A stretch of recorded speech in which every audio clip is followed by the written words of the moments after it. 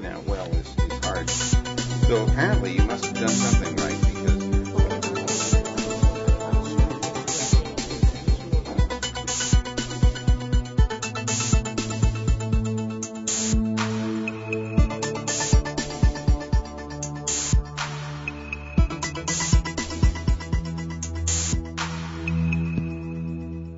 in 1971, electronic mail was invented. And it was first used on a network called the ARPANET, something I worked on along with many others. And when we finally realized the utility of electronic mail, we got very excited because it was an asynchronous communication. That meant if you were in one time zone and someone is in another, you didn't both have to be awake at the same time to have an exchange. So we thought, well, this will really help us manage projects that spanned over multiple time zones. So we thought, well, this will probably reduce our travel costs because we won't need to get together so much. 4 years later, this is in the U.S. Defense Department, we looked at the travel budget from that year versus 4 years earlier. It went up by a factor of 4. More travel money was being spent. So we said, well, what happened to the theory? And the answer was that because of this email, it was possible to manage projects that spanned more time zones. And when we did have to get together, we brought more people together from farther away than we ever did before, and it cost more money. But the balancing side of this is that we managed to get much, much more complex projects done. You're all young people, at least everybody seems younger than I am. And the internet is one of those places where it's possible for any individual to make a big difference because it's a very open environment and you can just try stuff out. So if you're wondering what's the future of the network, it's right here. It's what these people decide to do.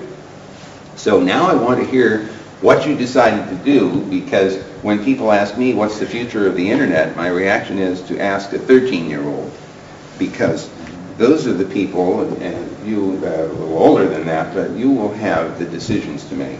What will interest you? What do you want the network to do that it doesn't do today? What will you spend your money on? And so it's really the answer about where is the future is sitting here in this room. Okay, so tell us. You would like to ask the 13 years old kids for the future, because some people that are involved in this process do not get it, that really the youth should be deeply involved with it. We should, Internet governance forum thing did have some students in it. I hope you noticed that they brought some students in. We didn't get too much of a chance, though, to ask them. They asked us questions. Wrong way. Should be the other way.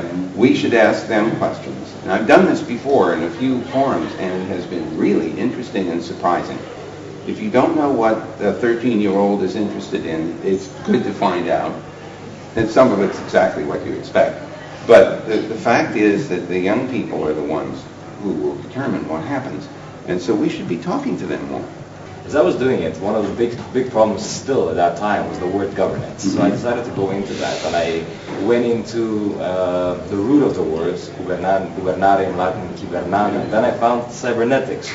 And I started going deeper into cybernetics, and all of a sudden, I mean, the connection was just too good to miss it. I saw that cybernetics is a science of solving complex systems. At that moment, it was a very complex system, not only because there were so many different actors and so many different issues, but the idea came that cybernetics could be used as a concept to organize aspects of internet governance, especially the aspects of communication within it among different actors. What do you think about something like that? I'm sure you're aware of cybernetics. So, one of the problems that you implicitly highlighted is the term governance is a really high-level abstract concept. And when you ask the questions, who should govern whom and for what reason and what is our motivation and what outcome do we want, you have to get down from that high level of abstraction to some specifics. And my personal style is to get down into the specifics of a bunch of examples and then try to generalize up from that. All right. So to answer your question honestly, I would want, if we wanted to say, will cybernetica do the right thing for us, we have to start testing some examples of problems and ask, will the cybernetic notions help us deal with them? And if we can find 2 or 3 or 4 specific examples for which the idea looks like it works, okay, then the next step would be to say, well, can I abstract from what I learned from these examples to see if there's a general way of applying this idea? So I don't know, I mean, I can't give you a better answer than that until we start looking at some specific examples. Would you be willing to at some time, maybe to an email? You know, over a beer, I'm sure we could. And after the 3rd beer, I'm sure we'll have a very brilliant idea, which we won't remember. During this capacity building program, together with Ginger and Andre, was our supervisor, we have been working on a very hot issue, that is net neutrality. Yes. So we've been obsessed with this topic, and so am I. Tomorrow we have our presentation, and on the one hand, I really like the idea of the net neutrality, non-discrimination of bytes, free flow of information, and of data packets. But on the other hand, there are new applications which are very sensitive to delays, and so this best effort approach can be combined with these new applications. So how would you manage this problem? Because I think net neutrality is an important value, but on the other hand, these new applications must be... Okay, you made an assumption in this analysis that says there are certain applications that won't work in a best effort system. Mm-hmm. I'm going to disagree with you on this, and let me try to explain why. Not because I just want to be disagreeable. In the past, attempts have been made to take Internet and to somehow distinguish and control traffic going through the net. There are provisions in the design right now to label packets as high priority or lower priority, high delay or low delay, requiring low delay, for example. Those bits are in the headers. They were in there 30 years ago, so we put the functionality in there. That was intended to allow a flow of packets going through one pipe, so to speak, to be sorted so that the low delay traffic got pushed to the front. Okay, now that doesn't increase the total capacity. All it does is to say some traffic gets priority. That's already built in to the protocols. When we try to put even more controls in, for example, we slice the pipe up into narrow pieces and say, okay, the high priority traffic goes in this pipe. The first problem you encounter is you just reduce the total amount of bandwidth that you get in that narrow slice, so things actually slow down, even though they are the high priority traffic. There's a group in the United States called Internet 2, or it's a project called Internet 2. And they spent 2 years working on very high-speed networks, trying to find ways of doing this traffic differentiation. And in the end, after they tried many different ways to do this, they discovered that the overhead required to make all these distinctions required them to spend money on equipment and software and so on. And they said, if we step back and spent the same amount of money on increasing the absolute capacity of the system, it was better because everybody got better service. Also, I would point out that voice over IP and distributed multi-user games where people are talking to each other and interacting with each other in real time are running on essentially the plain, unvarnished, not specially managed Internet.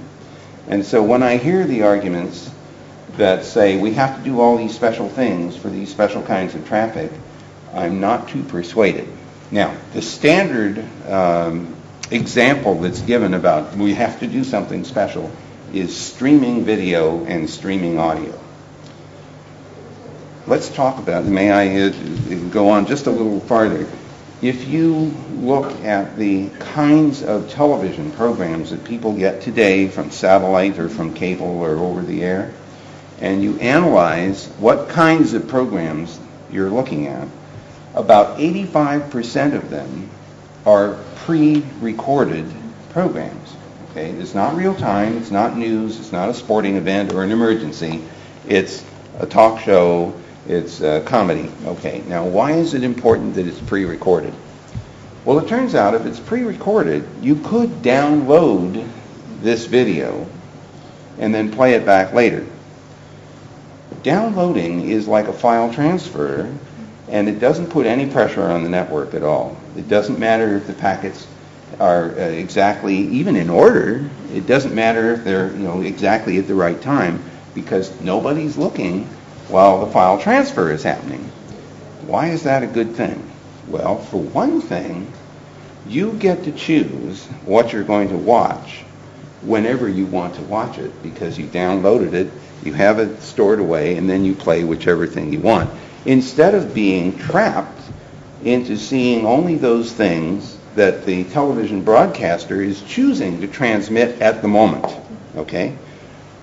The whole thrust of what we've seen in the last decade is consumers taking control over television and radio programming by downloading things and playing them back. That's what the iPod generation is about. Even more interesting, when you're downloading things, it doesn't matter how fast you're downloading. It could be very slow, could be slower than real time that nobody's watching, but it could be faster than real time. Let's suppose you get lucky and you have a gigabit per second internet service, okay? You can get this in Japan. You can get a gigabit per second service for $87 a month, 8,700 yen. In Stockholm, you can get dark fiber for 100 euros a month, and then you put your own equipment on either end. It takes 16 seconds to download an hour's worth of television at a gigabit per second. Now that's video on demand that is not streaming at all. It's too fast. You can't watch it.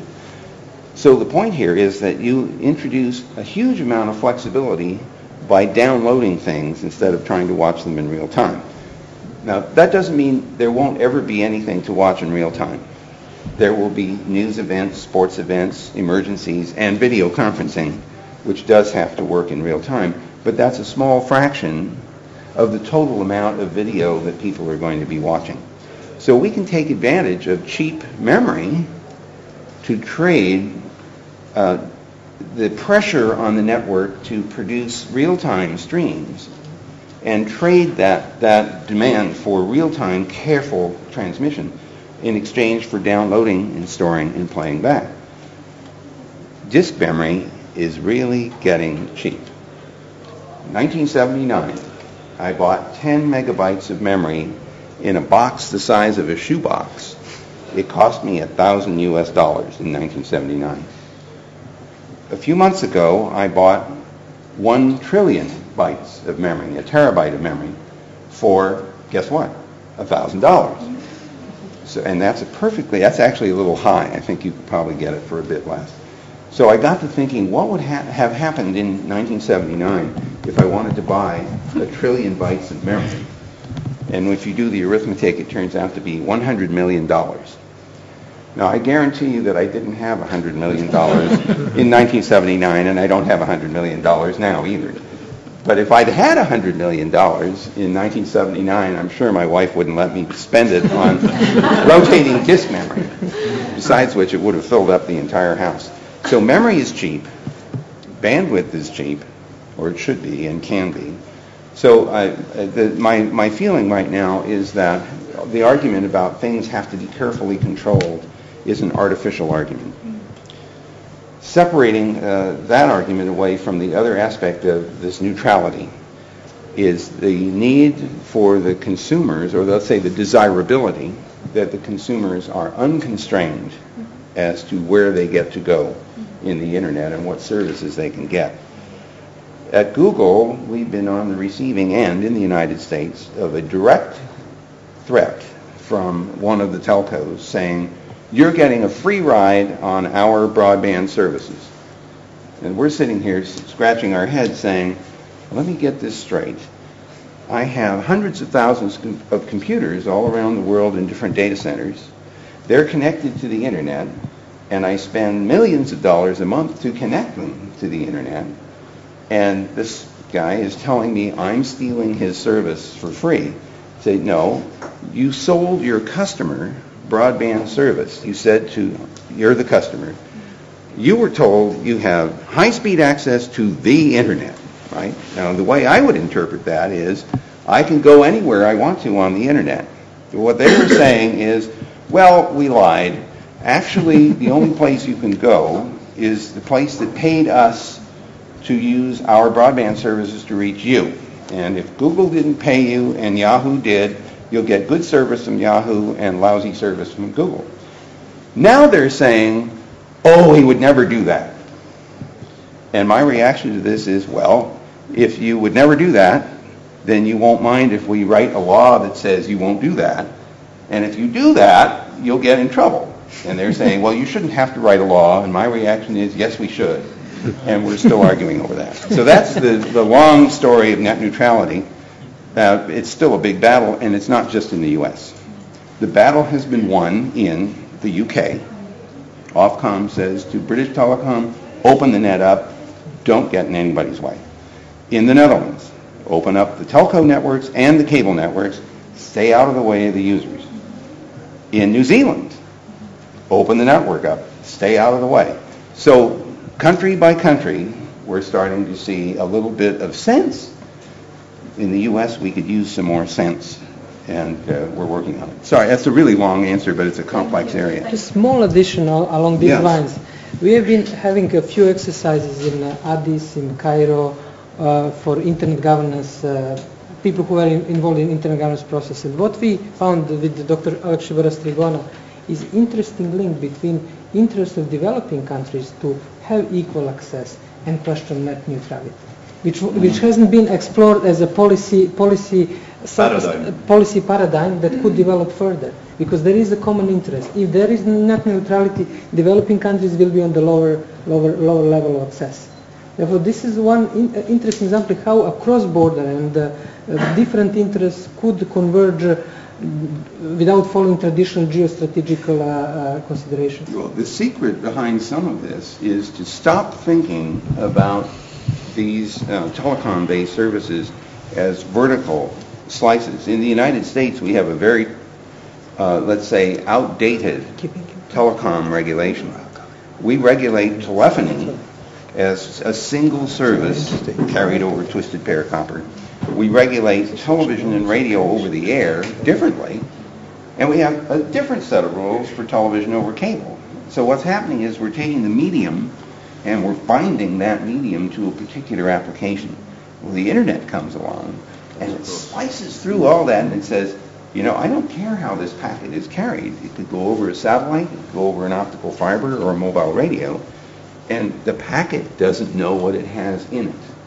It could be some video, it could be some audio, a piece of a web page, or email. And so the internet breaks that kind of vertical thinking and says if you're going to have to create regulatory structures, think in these horizontal ways and ask who the competitors are that are supplying service at these different layers. And if you are concerned about applying regulatory constraints, then you do it at the right layer. So if you're worried about content, you shouldn't be regulating content down at the level of transport. You should be regulating it up here in the application space, in the web page hosting services, for example. So we really need to start changing the way we think about the telecom world, because the internet is just different. I'm a political scientist by training, and I'm trying to write something about governance, not only internet governance, but other kinds of in the environmental stuff. And I really like your comment today that this forum has a wrong name. It's not Internet Governance Forum. It should be called Internet Facilitation Forum. Well, that's the way I feel about it. Some other people don't agree with me. But So my question is, what's your perception of this governance or / facilitation model that is trying to be developed during this WSIS IGF process? Will it be possible to have less government and more facilitation in this term governance in the internet, and whether this model can possibly spill over to other areas of international or transnational regulation, should I say. Okay. First of all, let me say that I am not opposed to governing aspects of the use of the internet. I mean, it's very clear there are abuses, and it would be foolish for us to ignore them. There are things like spam and fraud. There are people who launch denial of service attacks, interfere with people's services, even break their operating systems and put bad software in. So there are lots of things that we wanted to control or intervene on behalf of the general population and the users. So I think there really is a governance issue here. We have 2 new students.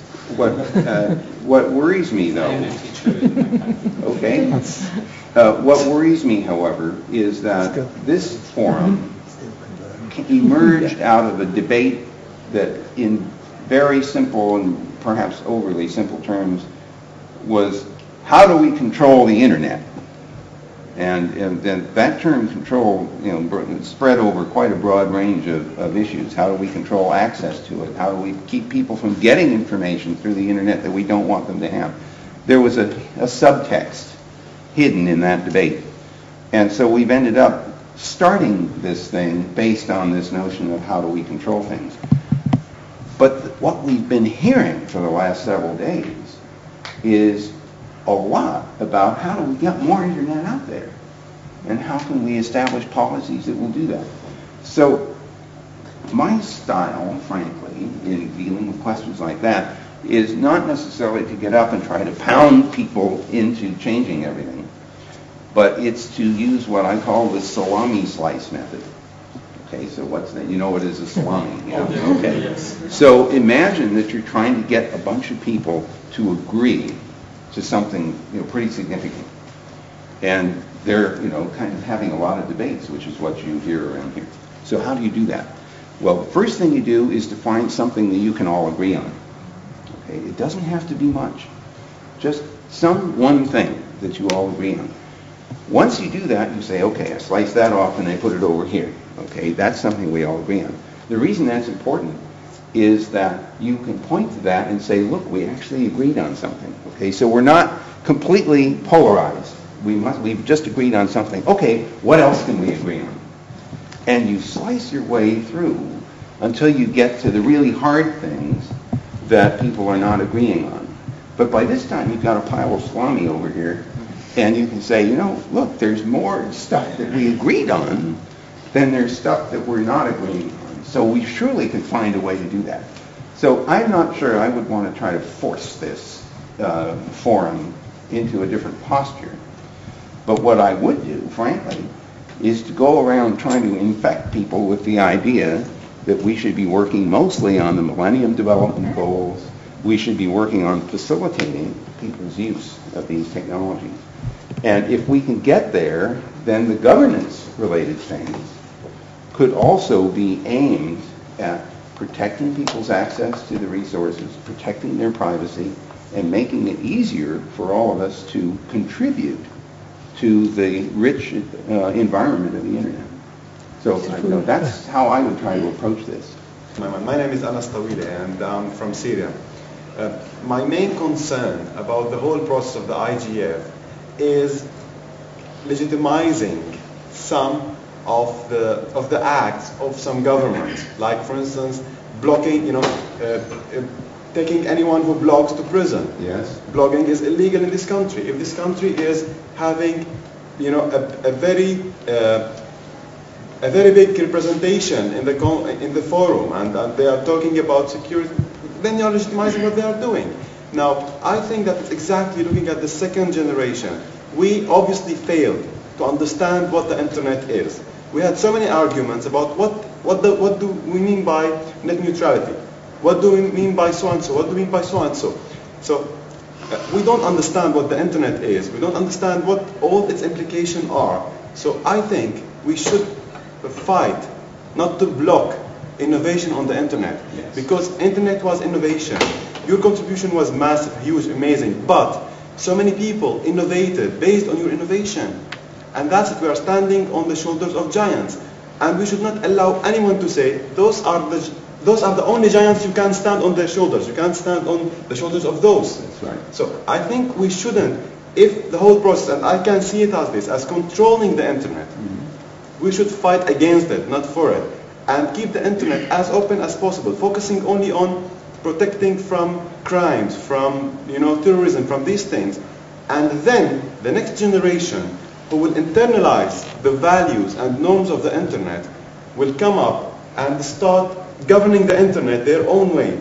And by that way, we won't have these hidden agendas of each government, each stakeholder. I hate the word multi-stakeholders, sorry. I hate it for 1,000 times. Okay. All of us own something. The internet is all of us. We can change it. We can innovate. We should not block innovation. And what this forum is doing now, it's trying to block innovation. An Eastern martial arts called jiu-jitsu, and there are others like that. Their basic premise is that you take your opponent's momentum and you use it against him. Okay, so now let's think about this. We're sitting here in this Internet Governance Forum. We are participating, and there is a pretty broad range of people here. This is actually a good thing that there is such a wide range, including government representation, and frankly, some pretty high-level people. Okay, so I agree with your concern. I want to keep the network as open as I can because it has benefited from creativity everywhere. So let's accept the fact that there is this forum, and there is a reasonable probability there will be more meetings like this one. But we get to go to these things. So what should we do? Well, we should do what you just said. We have the opportunity to stand up and say in this audience, especially in the hearing of the government people, we don't think you should do that. Now, I agree with you, and your Chinese, one of the Chinese colleagues said, I want to feel protected. Now, how you go about doing that, we could argue over. In his case, people got put in jail that you could say they weren't really threatening anything. But I think what we should be doing is using the forum as an opportunity to keep pressing the point. Okay, so I wouldn't, instead of concluding, well, we shouldn't do this anymore, being able to convene this diverse a group is actually a huge benefit. This is not so easy to bring all these stakeholders together. So my reaction right now is let's use the opportunity to keep making the point that openness really is important. A lot of people come to me or send me email and they say, aren't you ashamed of yourself? You invented this thing and there's bad stuff on the network. And people can find this bad stuff, whether it's how to make a bomb or child pornography or some other thing. And we all agree some of that stuff is awful and we wish it wasn't on the net. On the other hand, you know what the network is? It's a mirror. It's a mirror of humanity. And what you find on the net is not what the net invented. It's what people put on the net. So what happens when you stand in front of a mirror and you don't like what you see? You don't fix the mirror. That doesn't do anything.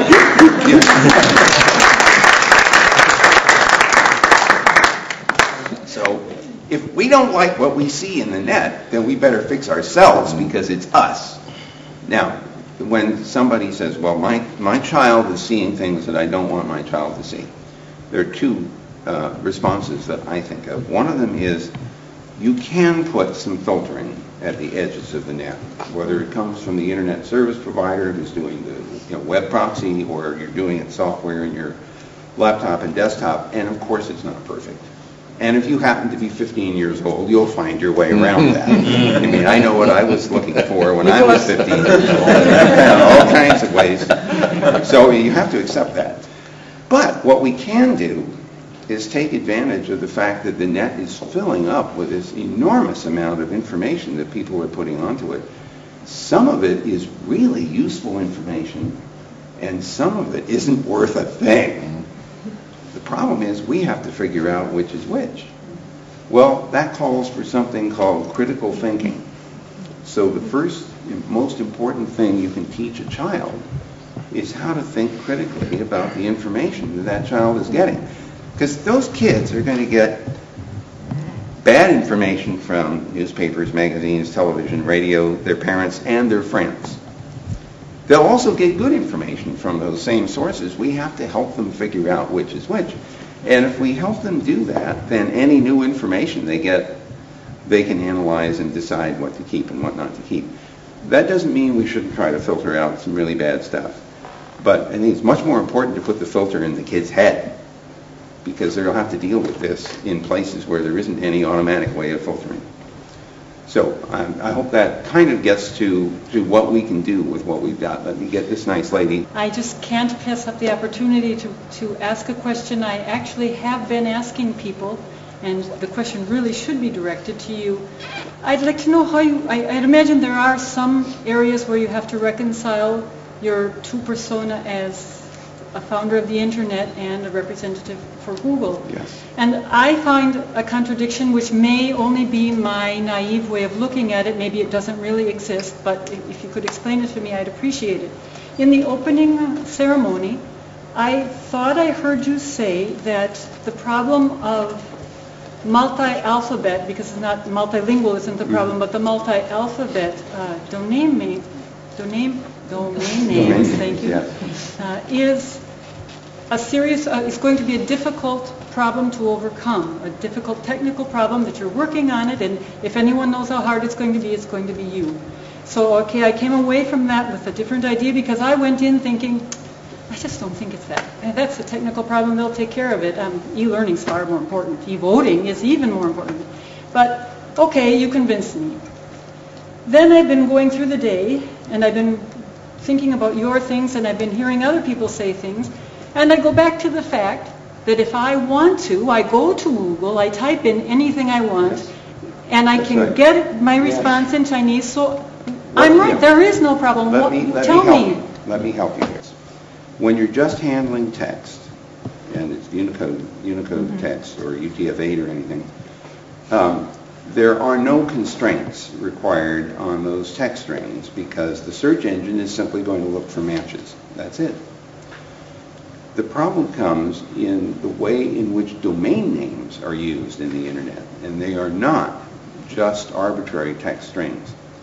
The first problem we have is that when somebody types a domain name in, if you want to actually get to where you want to go, we have to make sure that the string that was registered in the domain name system matches what you typed in. And it turns out that there are multiple ways of typing the same string. I wanted to say word, but these identifiers are not necessarily words, so I'm using string as a substitute. But there are multiple ways of typing those things in that look the same. And so the Unicode system has been designed as a presentation tool, basically to allow people to put things up on paper or on the screen. And so there are different ways of typing something that looks exactly the same. The sequence of characters, sequence of keystrokes may be different, but the appearance is the same. Now, the reason that's a problem is that if you type it in one way, and when it was registered, it was typed a different way, we won't find the domain name you were looking for, because the computer sees these as different strings, because the order isn't the same, even though they look the same. There was an example of PayPal, and there were two things that looked like PayPal.com, except one of them used a Cyrillic A, and the other used a Latin A. From your point of view, if you saw that and you typed in the Latin A, you would get to PayPal.com. If you typed in the Cyrillic A, it still looks the same, you'd end up over here at a different place. Those two strings are distinct and different because the computer knows the different codes that were used. So without going terribly deep into all this, in order to make sure that it's very probable that the string that you type in will actually get to the place that was registered, we have to put some constraints on which characters are actually allowed in domain names. Some people misunderstood me to say, therefore, we should only use ASCII. No, that's not what I meant at all. What I meant is that in order to make sure that we get a unique answer when we're using these domain names, we have to make sure there isn't very much opportunity for confusion. There isn't any opportunity for typing things in two different ways and not getting one of them. You look at it on the side of the bus, you see this string and you type it in, but if you type it in the wrong way, you won't get to where you want to go, and you'll be sitting here saying, what happened? Somebody else types it the other way and they get there. This violates what's called the law of least astonishment. And the law of least astonishment says you don't want the users to experience a surprise when they aren't expecting it. And you'd be surprised if you typed in a string that looked the same as what your friend did, except you did it in a slightly different order. They got to the website and you didn't, and you're saying, what happened? Or your email didn't make it because of this. So the difference in the typing things into the Google search or typing text is that in the case of Google search, it doesn't matter how you typed it, it will find whichever strings are in that order. But in the domain name system, we have to get an exact match. So I don't know whether that's enough for you to appreciate. It's probably enough for this venue. I'll get my techie friends to continue. I appreciate that. The domain name strings need to be from a constrained alphabet, a constrained set of symbols, so they behave well and predictably. When we're just dealing with plain text, we're much less concerned about that. It doesn't matter very much. So and that's the best I can say in a short amount of time about why it's so important to be careful. That's why it's hard. This doesn't mean it's impossible, and it doesn't mean it will take forever. And in fact, there's good news, because the Internet Engineering Task Force picked up the problem, realized that its previous standards were too permissive and allowed too many opportunities for confusion caused by registering strings that were deliberately confusing, that were deliberately causing people to get to the wrong places. Right. So they're saying, oh, we allowed too many characters in. Let's exclude more. Let's make a list of only the ones that we are persuaded will be safe, not confusing, and, moreover, when we add more symbols, more glyphs to the Unicode table, the addition of those does not invalidate the previous domain names that have been registered. And there are some very sophisticated technical reasons why when you add new languages, when you add new characters to Unicode, there is a possibility that that what are called the normalization rules might have to change.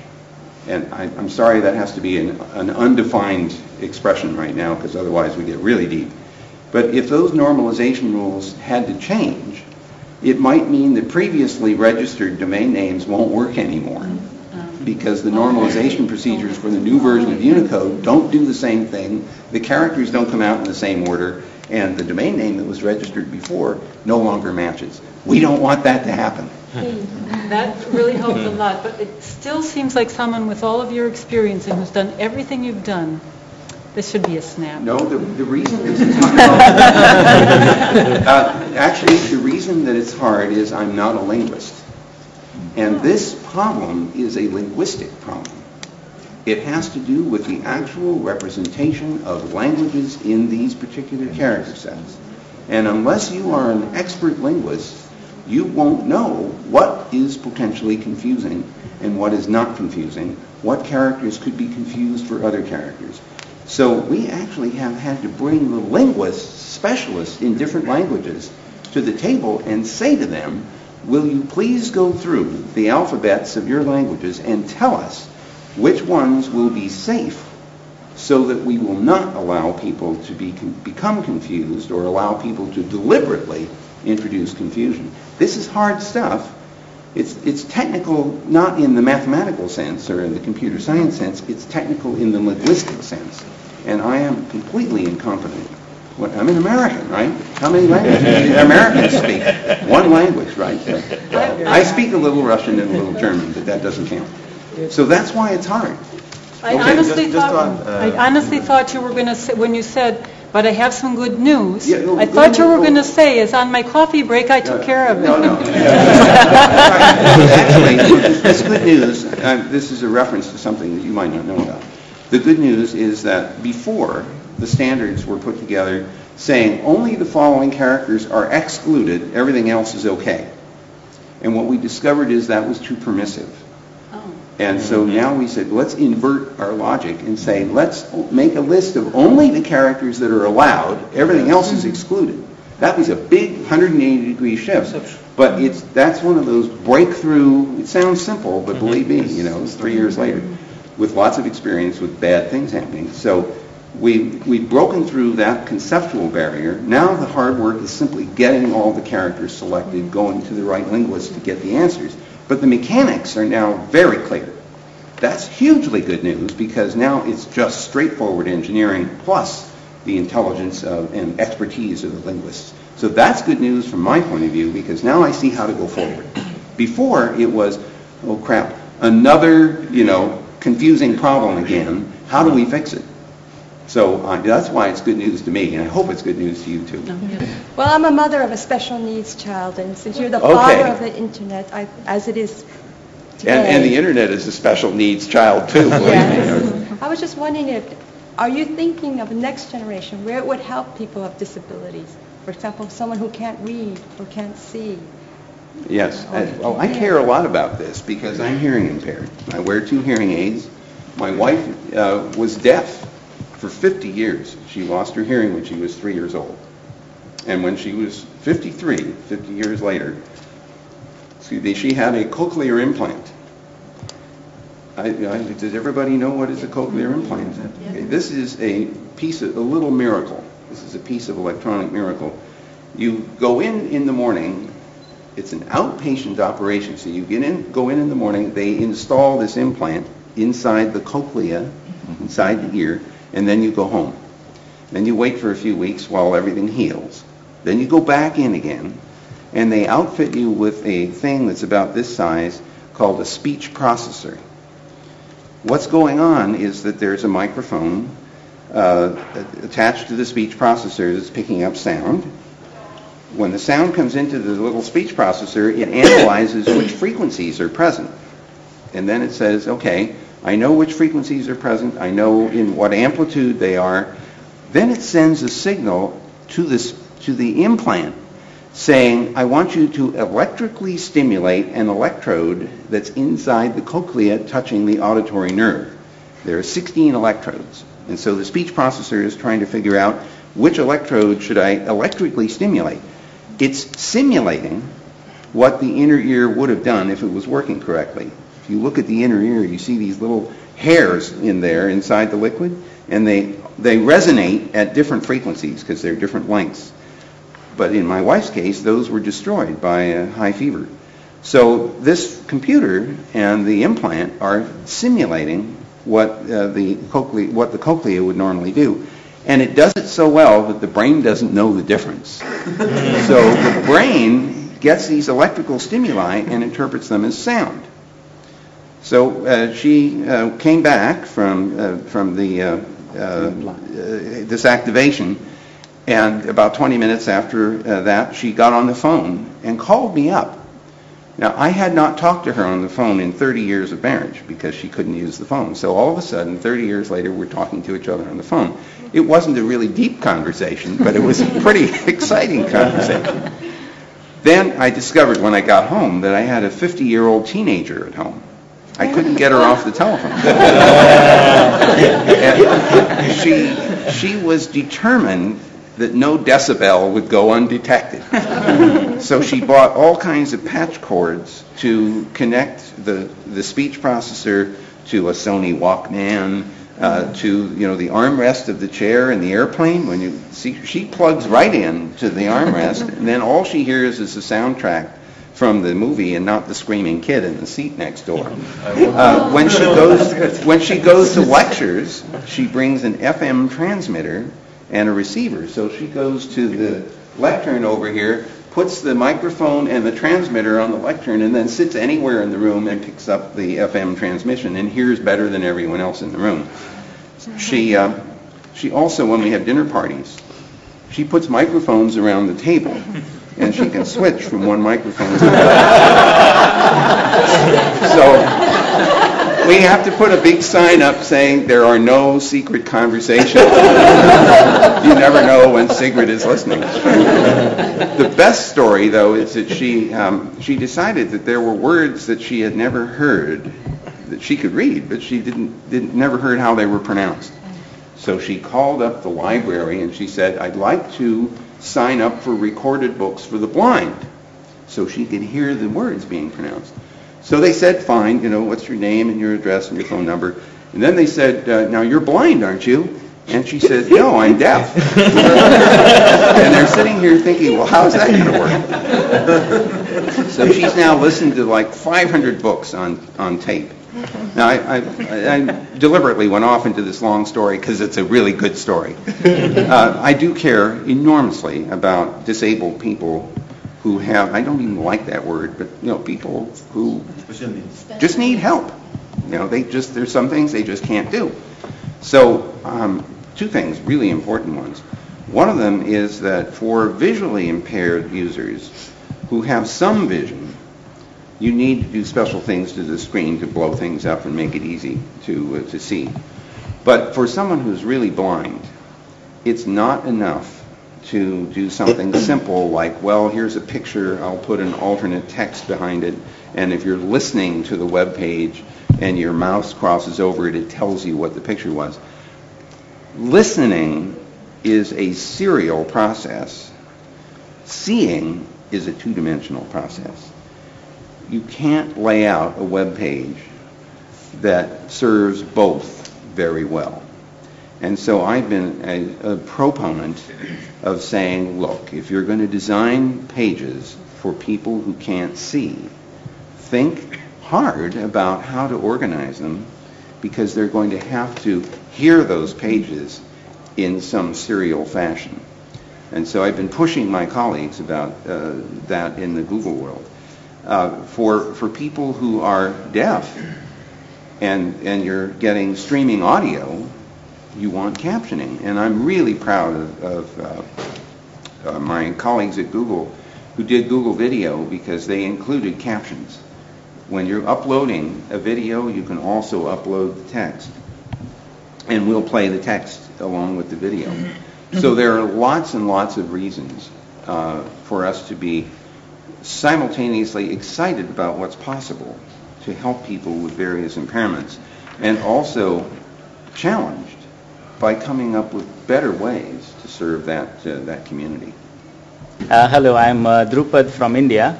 I supervised a group that worked on internet and human rights issues.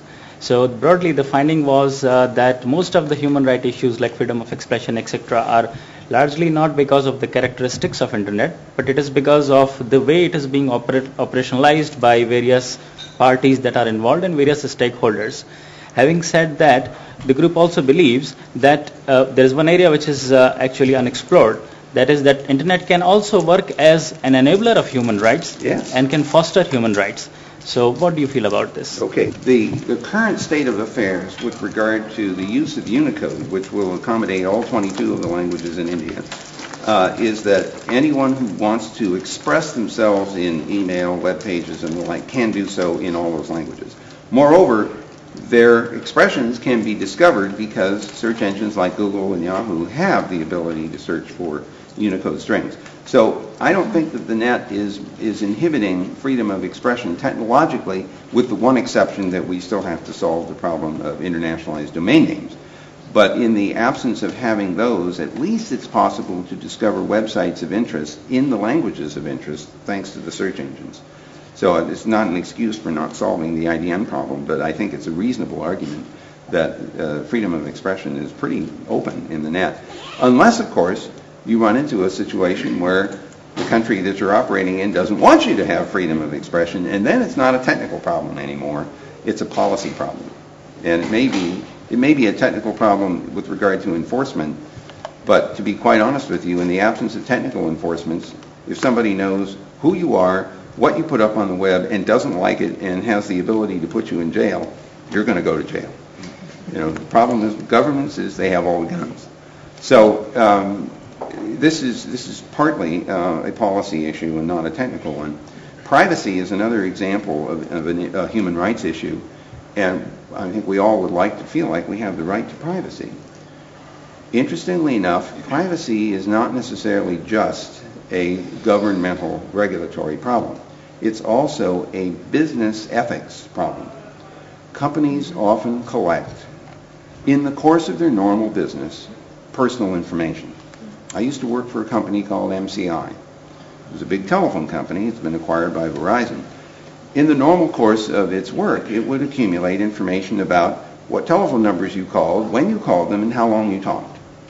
And by the way, it had your billing address too and your name. Well, that is private information. In most parts of the world, it was defined as personally identifying information. So the business ethics question for a company like that is, what do I do with that information? And the correct answer is, you keep it to yourself, you use it to generate the bills, and that's it. Now, in some places, including the United States, properly constituted authority can come and say, I want to know who it was that made those phone calls and where they called, but you have to show up with proper court orders to do that under the law. So privacy is really an important ethical issue that we need to educate companies to observe. And the more we can expose bad ethics at companies, the less likely they will be to engage in those bad ethics because their customers will go away. And so we should be diligent about detecting these kinds of abuses for the same reason that my friend over here from Syria said we should tell people that they shouldn't do some of these things. That's exactly right. Use the megaphone. Okay, you said that was the last one, huh? Thank you. You're right. We got to go get something to drink. We cannot miss this opportunity to have a group photo with you. Absolutely. Come on up. Let's do it.